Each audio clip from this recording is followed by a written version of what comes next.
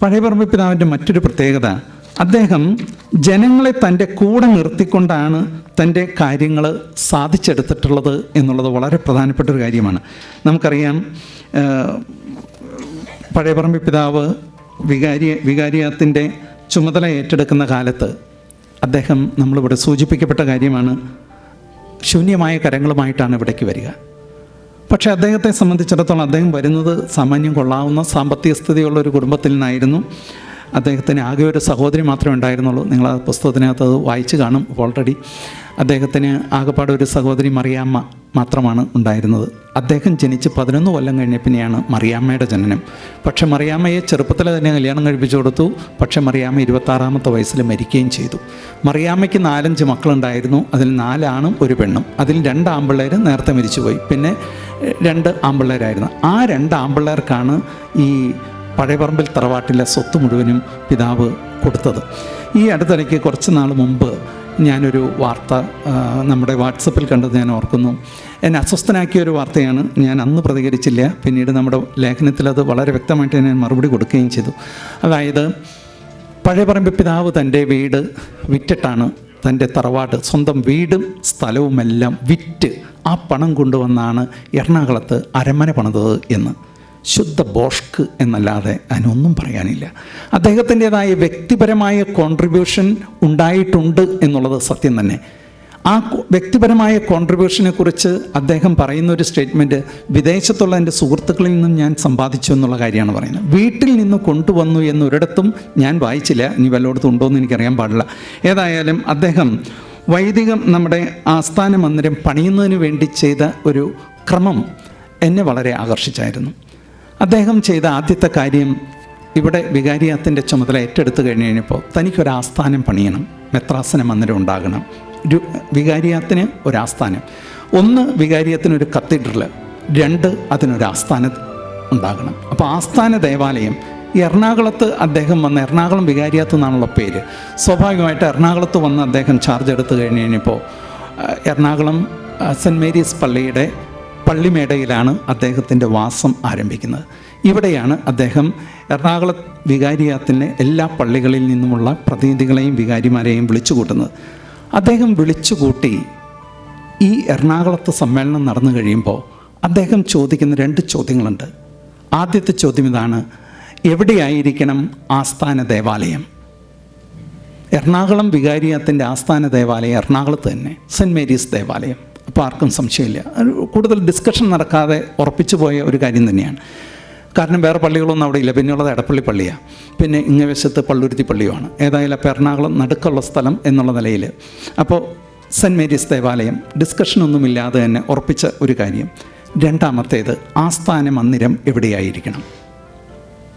ഇത് ഉറപ്പിക്കാൻ വേണ്ടിയിട്ട് അദ്ദേഹം ചെയ്തത്, വിളിച്ചു കൂട്ടിയത് രൂപതയിലെ മുഴുവൻ, അന്ന് വികാരിയത്തിനുണ്ടായിരുന്ന മുഴുവൻ ഇടവക പള്ളികളിലെയും വികാരിമാരെ, ഓരോ ഇടവകയിലുമുള്ള ദേശത്ത് പട്ടക്കാരിൽ ഒരാളെ പ്രതിനിധിയായിട്ട്, ഇപ്പോൾ 3-4 ദേശത്ത് പട്ടക്കാരച്ചന്മാർ റിട്ടയർ ചെയ്തവരോ മറ്റേപാട് അസിസ്റ്റൻ്റായിട്ടൊക്കെ ഇരിക്കുന്ന ദേശത്ത് പട്ടക്കാരിൽ നിന്നും ഓരോരുത്തർ, ഓരോ ഇടവകയിൽ നിന്നും, പിന്നെ ഓരോ ഇടവകയിൽ നിന്നും ഈ 2 ജനപ്രതിനിധികൾ, ആ ജനപ്രതിനിധികളെ പൊതുയോഗം കൂടി ഈ ആലോചനയ്ക്ക് വേണ്ടി തന്നെ യോഗ്യരായവരെ തിരഞ്ഞെടുക്കണമെന്നാണ് ആവശ്യപ്പെട്ടത്. അതിൻ്റെ പ്രത്യേകത, ചില കാര്യങ്ങൾ തീരുമാനിക്കാൻ വെല്ലോണമുള്ള ഒരുത്തൻ വന്നാൽ പോരാ, നല്ലോണമുള്ളവൻ തന്നെ വരണം എന്ന് പറഞ്ഞാൽ, ഈ കാര്യങ്ങളെക്കുറിച്ച് വ്യക്തമായ ഒരു അഭിപ്രായം പ്രകടിപ്പിക്കാൻ കഴിവുള്ള വ്യക്തികൾ തന്നെ വരണം എന്ന ആഗ്രഹത്തോടു കൂടിയിട്ടാണ് ഇതിനു വേണ്ടി തന്നെ ആളുകളെ പൊതുയോഗം കൂടി തിരഞ്ഞെടുക്കണമെന്ന് വികാരിയച്ചന്മാരോട് ആവശ്യപ്പെട്ടത്. അങ്ങനെ ഓരോ ഇടവകയിൽ നിന്ന് ഈ 2 പ്രതിനിധികൾ, പിന്നെ വികാരി, പിന്നെ ദേശത്തുപട്ടക്കാരായിട്ടുള്ളവരുടെ പ്രതിനിധികൾ, ഇത്രയും പേര് വന്നിട്ട് ആ ആലോചനാ മീറ്റിങ്ങിൽ വെച്ചാണ് എവിടെയായിരിക്കണം ആസ്ഥാനം. അപ്പോൾ ഈ സമൂഹമാണ് തീരുമാനിക്കുന്നത്. തൻ്റെ ഇഷ്ടങ്ങൾ അടിച്ചേൽപ്പിക്കാനല്ല പഴയപറമ്പ് പിതാവ് ഉദ്യമിച്ചത്.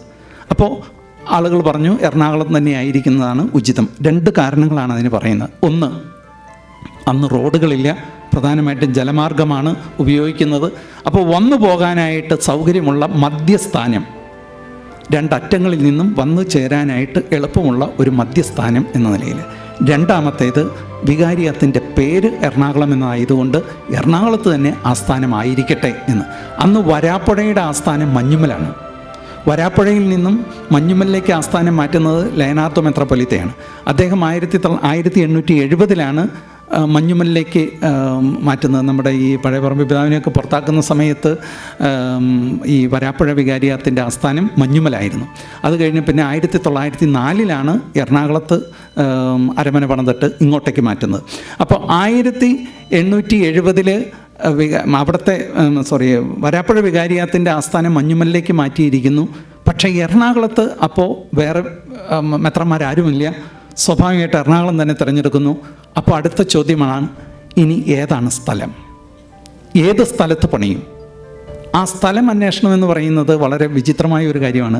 ഇന്ന് സെൻറ്റ് ആൽബർട്ട്സ് സ്കൂൾ ഇരിക്കുന്ന സ്ഥലമാണ് ആദ്യം നിർദ്ദേശിക്കപ്പെട്ട സ്ഥലം. പക്ഷേ പിതാവിന് ആ സ്ഥലം സ്വന്തമാക്കാൻ സാധിച്ചില്ല. എന്താ അതിൻ്റെ കാരണമെന്ന് അറിയാൻ പാടില്ല. ഏതായാലും സ്ഥലം സ്വന്തമാക്കാൻ സാധിച്ചില്ല എന്ന് അദ്ദേഹത്തിൻ്റെ ഇതിനകത്ത് തന്നെ എഴുതി വച്ചിരിക്കുന്നു. കാരണം അറിയാൻ പാടില്ല. ഏതായാലും അത് കഴിഞ്ഞപ്പോഴാണ് സെൻറ്റ് മേരീസ് ഇടവകക്കാർ, അതായത് പിതാവ് കത്തീഡ്രൽ പള്ളിയായിട്ട് സ്ഥാപിക്കാനായിട്ട് ഉദ്ദേശിച്ചിരിക്കുന്ന ആ ഇടവകയിൽ നിന്നുള്ളവർ പറയുന്നത് അതിനോട് ചേർന്ന് കിടക്കുന്ന സ്ഥലം കൊടുക്കാമെന്ന്. അപ്പം അതിൻ്റെ നടുക്കൊരു പാർട്ടി കിടപ്പുണ്ടായിരുന്നു. വീട്ടുപേര് ഞാൻ പറയാൻ ആഗ്രഹിക്കുന്നില്ല, നിങ്ങൾക്ക് പലർക്കും അറിയാവുന്നതുകൊണ്ട്, വലിയച്ഛന്മാർക്കൊക്കെ അറിയാം.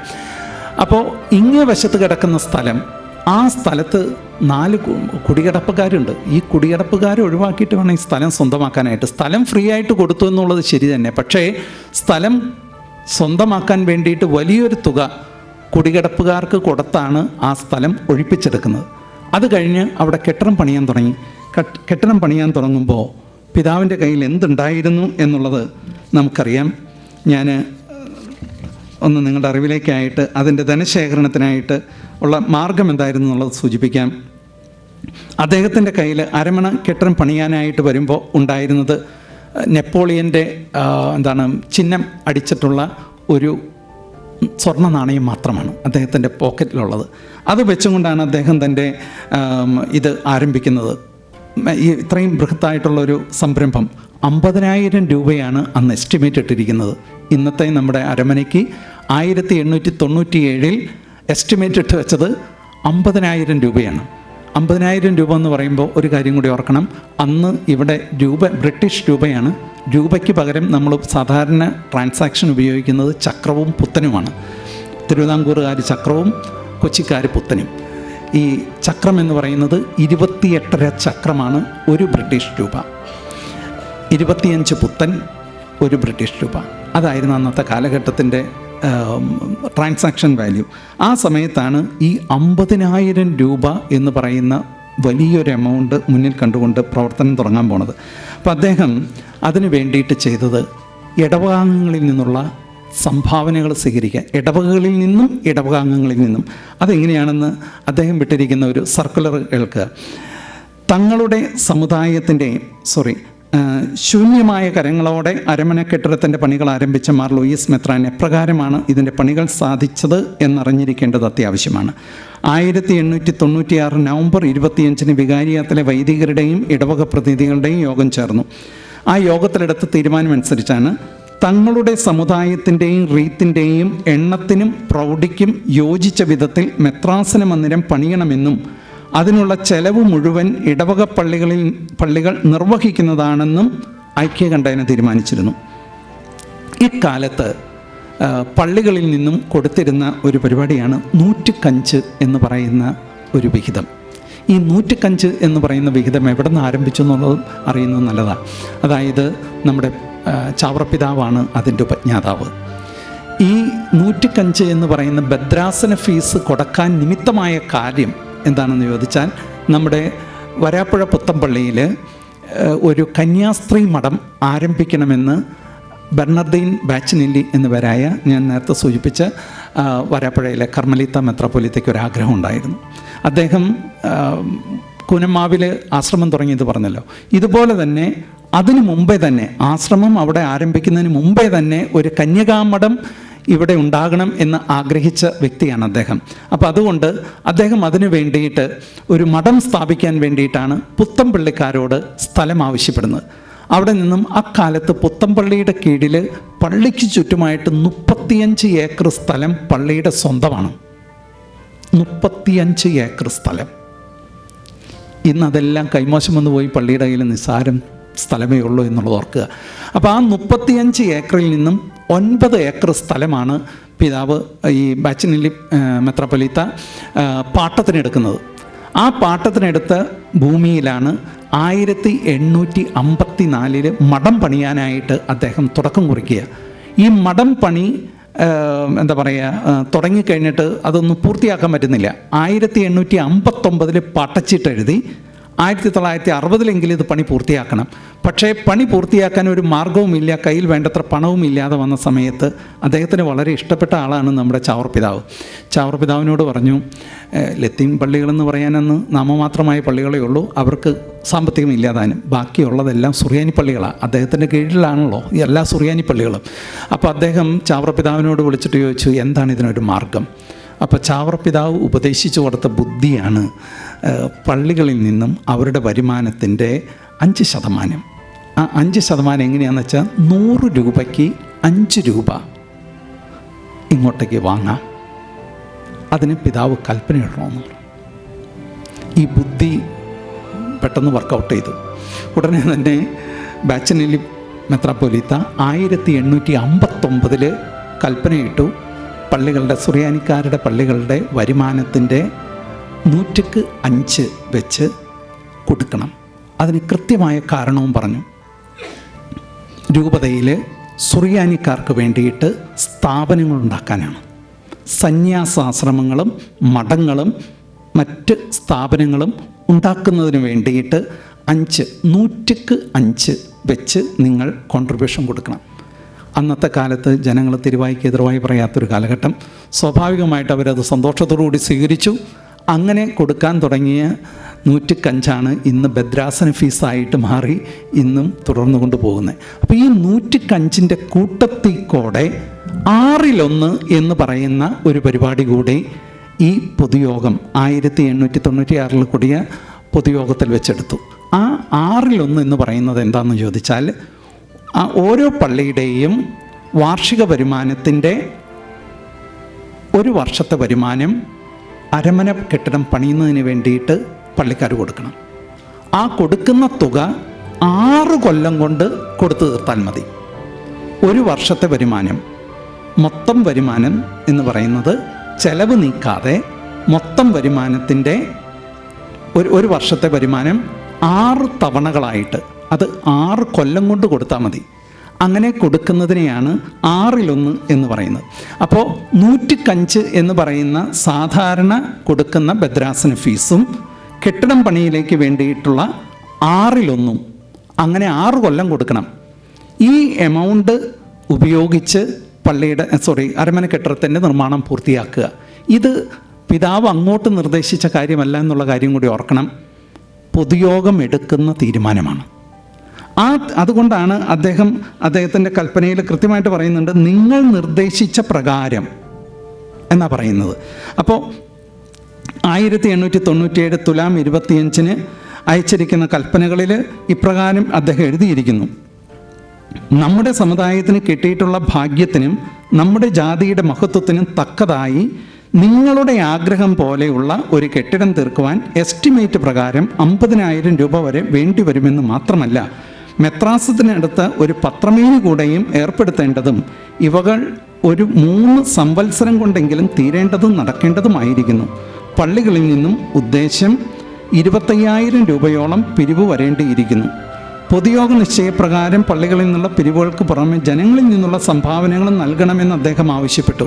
അത് ആദ്യത്തെ തീരുമാനം എന്ന് പറയുന്നത് പള്ളികളിൽ നിന്നുള്ളതാണ്. ഇനി രണ്ടാമത്തേത് പിതാവിൻ്റെ ആഗ്രഹമാണ്.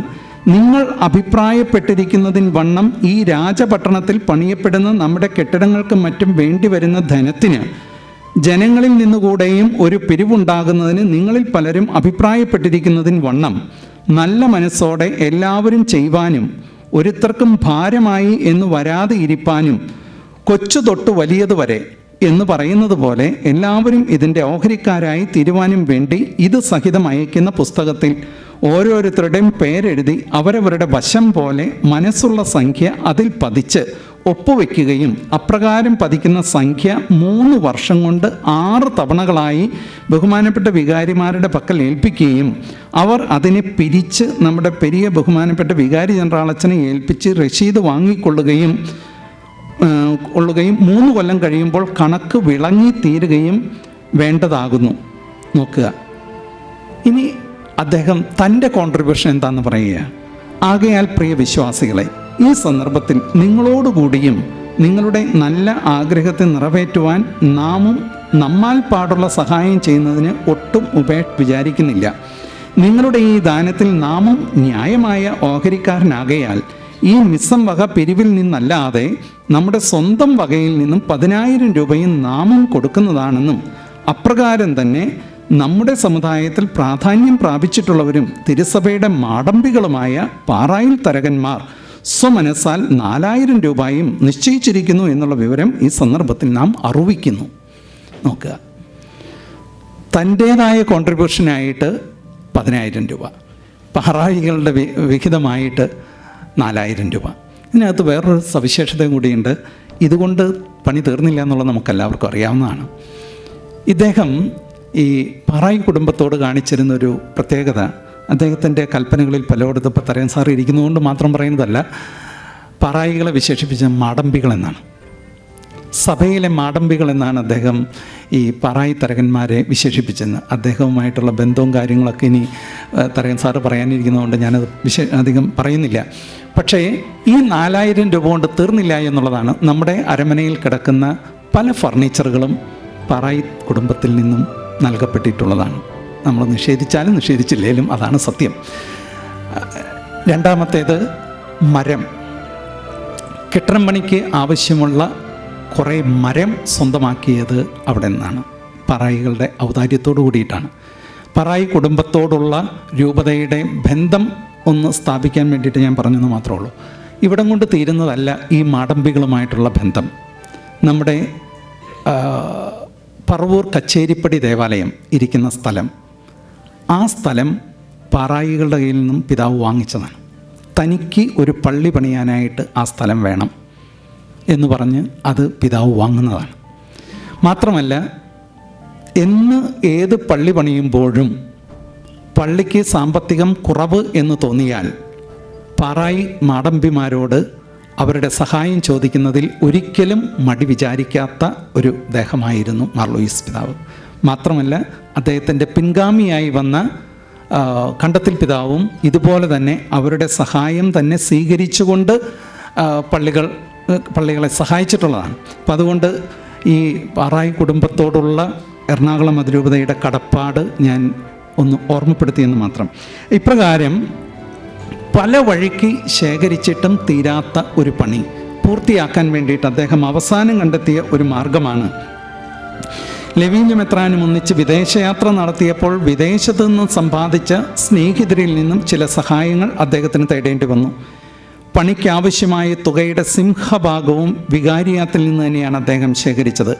ഇപ്രകാരം പള്ളികളിൽ നിന്നും ജനങ്ങളിൽ നിന്നും വൈദികരിൽ നിന്നും ശേഖരിച്ച പണത്തിന് പുറമെ മെച്ചപ്പെട്ടൊരു തുക മാർ ലൂയിസ് മെത്രാൻ തൻ്റെ സ്നേഹിതരിൽ നിന്നും സ്വീകരിച്ച് കെട്ടിടം പണി സാധിക്കുകയാണ് ഉണ്ടായത്. ഇനി ഇതുപോലെ തന്നെ അദ്ദേഹം സ്ഥാപിച്ചെടുത്ത മറ്റൊരു പ്രധാനപ്പെട്ട സാധനമാണ്, ഞാൻ നേരത്തെ സൂചിപ്പിച്ചു, കന്യാസ്ത്രീ മഠങ്ങൾ. കന്യാസ്ത്രീ മഠങ്ങൾ മാത്രമല്ല, കുറിയടത്തച്ഛൻ പോയി നമ്മുടെ ആലുവ മൊണാസ്ട്രി, ഈ ആലുവ മൊണാസ്ട്രി പണിയുന്ന സമയത്ത് അതിന് വേണ്ട സാമ്പത്തികമൊന്നും അന്ന് അച്ഛന്മാരുടെ കൈവശമില്ല. അവർ 10 ഏക്കറോളം വരുന്ന നല്ലൊരു സ്ഥലം കണ്ടെത്തി അത് വാങ്ങണം എന്ന് ആഗ്രഹിച്ചു കഴിഞ്ഞപ്പോൾ നേരെ വന്നത് പഴയപറമ്പ് പിതാവിൻ്റെ അടുത്തേക്കാണ്. അപ്പം അദ്ദേഹം പറഞ്ഞു, ഞാനൊരു കൽപ്പന തരാം, എൻ്റെ ആജ്ഞയ്ക്ക് കീഴിലുള്ള ദേവാലയങ്ങളിലേക്കെന്നും പറഞ്ഞുകൊണ്ടാണ് അദ്ദേഹം കൽപ്പന എഴുതി കൊടുക്കുന്നത്. അതിൻ്റെ കോപ്പി എൻ്റെ കയ്യിലിരിപ്പുണ്ട്. അദ്ദേഹം പറയുന്നത്, ഇപ്രകാരം ഒരു സന്യാസഭ വരുന്നത് ഈ നാടിൻ്റെ മുഴുവനും വളർച്ചയ്ക്ക് വളരെ അത്യാവശ്യമായിട്ടുള്ള കാര്യമാണ്. അപ്പം അതുകൊണ്ട് നിങ്ങളാൽ കഴിയുന്ന കോൺട്രിബ്യൂഷൻ നിങ്ങൾ കൊടുക്കണം. പള്ളികളും വ്യക്തികളും സാധ്യമായ അത്രയും സഹായം കൊടുത്ത് ഈ 10 ഏക്കർ സ്ഥലവും വാങ്ങണം, അവിടെ ഒരു മൊണാസ്ട്രി സ്ഥാപിക്കുകയും വേണം, അതിന് നിങ്ങൾ സഹായിക്കണമെന്ന് പറഞ്ഞു. ശരിക്കും പറഞ്ഞു കഴിഞ്ഞാൽ ഇന്നത്തെ ആലുവ മൊണാസ്ട്രി ഒരു അച്ഛന്മാരെങ്ങനെ നമ്മളെ ഇത് അംഗീകരിച്ചു വരുമെന്ന് എനിക്കറിയാൻ പാടില്ല. ഏതായാലും സത്യം ഇതാണ്, പള്ളികളിൽ നിന്നും ശേഖരിച്ച പണവും ആളുകൾ കൊടുത്ത പണവും ഉപയോഗിച്ച് തന്നെയാണ് ഇന്ന് കാണുന്ന ആലുവ മൊണാസ്ട്രി സ്ഥാപിച്ചിരിക്കുന്നത്. ഇതുപോലെ തന്നെ പറവൂര് കാണുന്ന മഠം, CMC മഠവും ഇതുപോലെ തന്നെ ആളുകളിൽ നിന്നും ഇടവക്കാരിൽ നിന്നുള്ള കോൺട്രിബ്യൂഷൻ കൊണ്ട് സ്ഥാപിച്ചെടുത്തിട്ടുള്ള സാധനമാണ്. കറുകുറ്റി മഠം ഇതുപോലെ തന്നെ പിതാവിൻ്റെ കൽപ്പനയാണ്. അന്ന് നേരത്തെ സൂചിപ്പിച്ചതുപോലെ പിതാവിൻ്റെ കൽപ്പന വരുമ്പോൾ പുറംതിരിഞ്ഞ് നിൽക്കുകയല്ല, അതിനോട് ചേർന്ന് ജനങ്ങളുടെ ഒരു വലിയ ആവേശമായിരുന്നു തങ്ങൾക്ക് ഇങ്ങനെ ഒരു സ്ഥാപനങ്ങൾ ഉണ്ടാകണമെന്നുള്ളത്. അപ്പം അതുകൊണ്ട് തന്നെ അവർ കൈയയച്ച് കൊടുക്കുകയും അതുപോലെ തന്നെ സ്ഥാപിച്ചെടുക്കുകയും ചെയ്തിട്ടുള്ളതാണ്.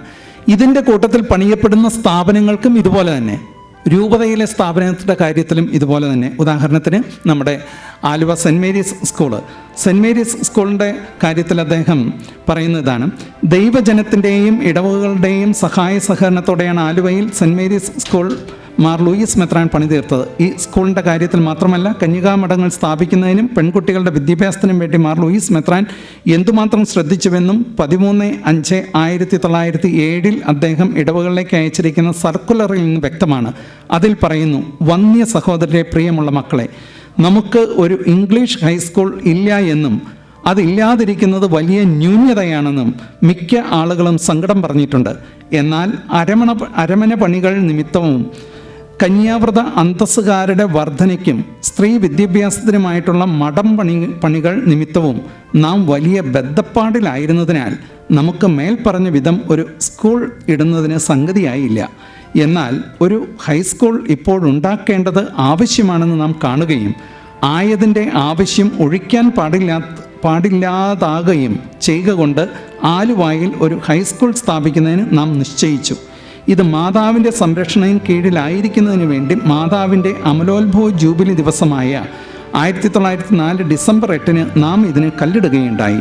ഇപ്പോൾ ഹൈസ്കൂളിൻ്റെ കെട്ടിടം പണിക്ക് പ്രത്യേകം ആവശ്യമുള്ള പറമ്പുകളും വാങ്ങി പണി തുടങ്ങുകയും കെട്ടിടത്തിൻ്റെ ഒരു ഭാഗം ഏകദേശം ഒരു നില തീരാറാവുകയും ചെയ്തിരിക്കുന്നു. എന്നാൽ മുന്നോട്ട് പണി നടത്തിക്കൊണ്ടു പോകുന്നതിനും ഇപ്പോഴത്തെ സർക്കാർ ചട്ടപ്രകാരം തക്ക വാദ്യാരന്മാരെ ആക്കി ശമ്പളം കൊടുത്തും മറ്റും വേണ്ട വിധത്തിൽ സ്കൂൾ നടത്തിക്കൊണ്ടു പോരുന്നതിനും പണത്തിന് ആവശ്യപ്പെട്ടിരിക്കുന്നു.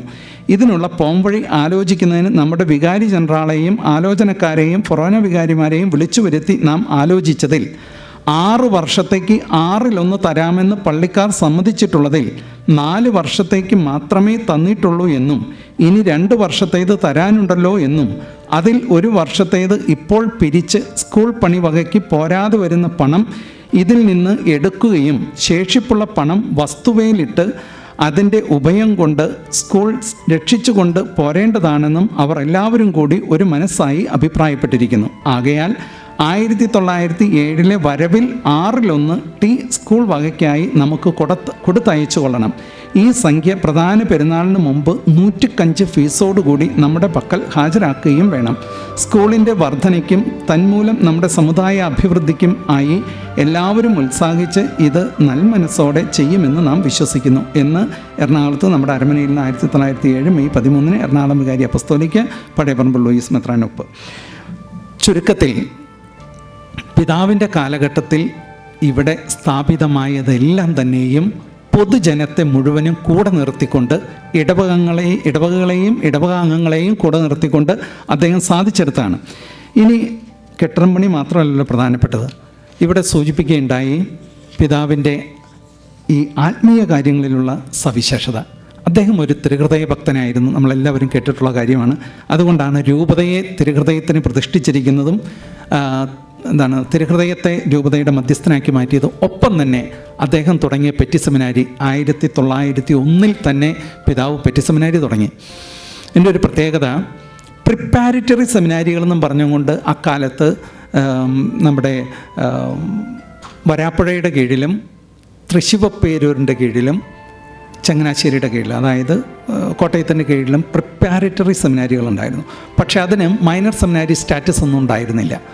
മൈനർ സെമിനാരി സ്റ്റാറ്റസോട് കൂടിയിട്ട് തുടങ്ങുന്ന കേരളത്തിലെ പ്രഥമ സെമിനാരി ഏതാണെന്ന് ചോദിച്ചാൽ ഇപ്പോൾ നമ്മുടെ നരുകുളച്ചൻ റക്ടറായിരിക്കുന്ന നമ്മുടെ പെറ്റി സെമിനാരിയാണ്, തിരുഹൃദയ പെറ്റി സെമിനാരി. അദ്ദേഹത്തിന് മറ്റൊരു വീക്ഷണം കൂടി ഉണ്ടായിരുന്നു. തൻ്റെ നേരിട്ടുള്ള പരിശീലനത്തിലായിരിക്കണം വൈദികാർത്ഥികൾ.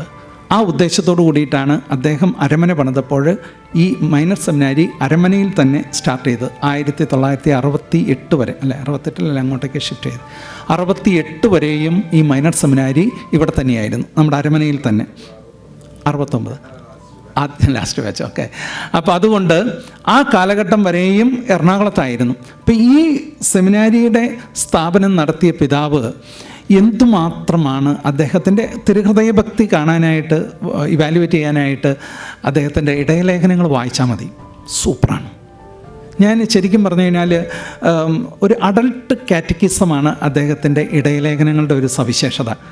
തിരുഹൃദയം എന്നാൽ എന്താണ്, തിരുഹൃദയത്തോടുള്ള ഭക്തിയുടെ പ്രത്യേകത എന്താണ്, ഇതെല്ലാം അക്കമിട്ട് നിരത്തിയിട്ട് പിന്നീടുള്ള ആ അവസാന ഭാഗത്ത് ഉപദേശമുണ്ട്. നമ്മുടെ തിരുഹൃദയത്തോട് ചേർന്ന് നിന്നാൽ തിരുഹൃദയത്തിൽ നമുക്ക് കിട്ടുന്ന സംരക്ഷണവും തിരുഹൃദയം നമുക്ക് തരുന്ന അനുഗ്രഹങ്ങളും അത് അക്കമിട്ട് നിരത്തി. അതിൻ്റെ മറ്റൊരു പ്രത്യേകത, അദ്ദേഹം ഒരു ഇടയലേഖനം കൊണ്ട് അത് അവസാനിപ്പിക്കുകയല്ല. ഓരോ വർഷവും തിരുഹൃദയത്തിനെ കുറിച്ച് അദ്ദേഹം ഇടയലേഖനം എഴുതുക. തലേ ഇടയലേഖനത്തിൽ എഴുതിയിരിക്കുന്നതിൻ്റെ റെപ്പറ്റീഷൻ അല്ല എന്നുള്ളത് മറ്റൊരു പ്രത്യേകതയാണ്. ചില ആശയങ്ങൾ കയറി വരുന്നുണ്ടെങ്കിലും ഒരിക്കലും സെയിം അല്ല, വ്യത്യസ്തമാണ്. അത് അദ്ദേഹം തന്നെ എഴുതുന്നതാണ്, മറ്റൊരു സെക്രട്ടറി എഴുതി കൊടുക്കുന്നതല്ല. ഇപ്പോൾ പലപ്പോഴും സെക്രട്ടറിമാർ എഴുതി കൊടുക്കുന്നതാണ്, അല്ലെങ്കിൽ മറ്റൊരാൾ എഴുതി കൊടുക്കുന്നതാണ്. പക്ഷേ പിതാവിൻ്റെ കാര്യത്തിൽ അങ്ങനെയല്ല, അദ്ദേഹം തന്നെ എഴുതുന്ന. പറയക്കാട്ടി പിതാവും അദ്ദേഹം തന്നെ എഴുതുകയായിരുന്നു എന്നുള്ളതാണ് ഞാൻ മനസ്സിലാക്കിയിട്ടുള്ളത്. അപ്പോൾ അതുകൊണ്ട് തനിച്ചെഴുതുന്ന ഇടയലേഖനങ്ങൾ അവരുടെ ഹൃദയത്തിൽ നിന്ന് വരുന്ന വാക്കുകളാണ്. രണ്ടാമത്തേത്, ഇദ്ദേഹം മാതാവിൻ്റെ ഭക്തനായിരുന്നു. ഇതിൻ്റെ അടുത്തൊരു തെളിവാണ്, മാതാവിൻ്റെ നാമധേയത്തിലാണ് അദ്ദേഹം സ്ഥാപിച്ച ഏക സ്കൂൾ, നേരിട്ട് സ്ഥാപിച്ച ഏക സ്കൂൾ എന്ന് പറയുന്നത് സെൻറ്റ് മേരീസാണ്. അത് മാതാവിൻ്റെ നാമധേയത്തിലാണ് അദ്ദേഹം സ്ഥാപിക്കുന്നത്. അപ്പോൾ അദ്ദേഹത്തിൻ്റെ ആ ഹൃദയഭക്തിയും മാതാവിനോടുള്ള ഭക്തിയും അവിടെ പ്രകടമാണ്. അതിനേക്കാളൊക്കെ ഉപരിയായിട്ട് എന്നെ ആകർഷിച്ച മറ്റൊരു പ്രധാനപ്പെട്ട കാര്യം, ഇതിനു മുമ്പ് അച്ഛന്മാരുടെ യോഗത്തിൽ ഞാൻ പറഞ്ഞിട്ടുള്ളതാണ്, സാമ്പത്തിക കാര്യങ്ങളിൽ പിതാവ് കാണിച്ചിട്ടുള്ള കണിശം, സുതാര്യത. ഇന്നും അരമന പണിത